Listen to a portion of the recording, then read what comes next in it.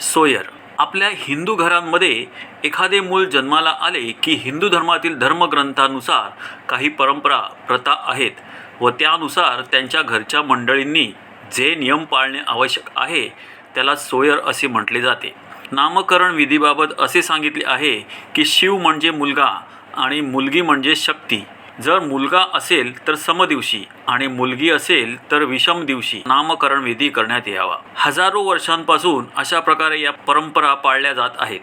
कारण 19व्या शतकापर्यंत विज्ञानाने एवढी प्रगती केली नव्हती. त्या काळी स्त्रियांची प्रसूती घरामध्येच होत होती.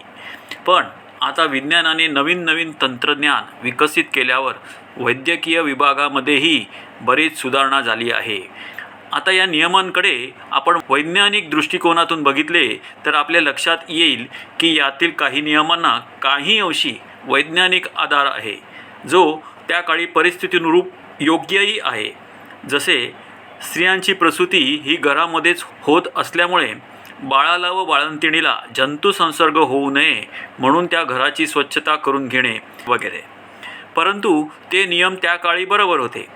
आजच्या विज्ञान युगात बाळाचा जन्म इस्पितळात होऊ लागल्यावर हे नियम पाळणे जरुरीचे नाही. मूल जन्माला आल्याबरोबरच हालचाल करण्यास सुरुवात करते, म्हणजेच त्या बाळामध्ये ऊर्जाही जन्मजातच असते. जुन्या परंपरेनुसार त्या लहान मुलांमध्ये ऊर्जादेह तयार होत असतो हे साफ चुकीचे आहे.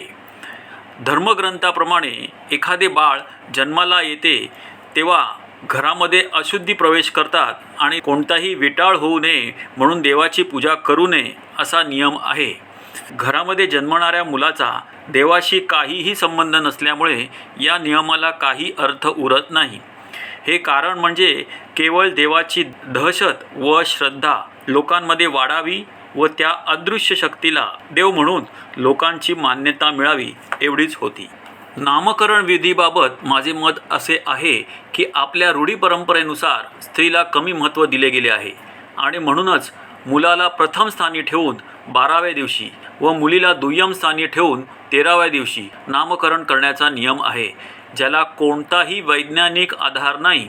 19व्या शतकातही आपण पाहिले की ब्राह्मणेतर बहुजन वर्गाला तसेच सर्व जातीतील स्त्रियांना शिक्षणाचा अधिकार नव्हता.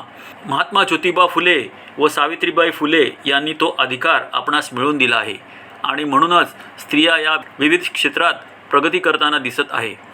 जर का स्त्रीला कमी लेखणाऱ्या रूढीला आपण चिकटून बसलो असतो तर आज जो मान स्त्रीला मिळत आहे तो मिळाला नसता, हे आपण ध्यानात ठेवले पाहिजे.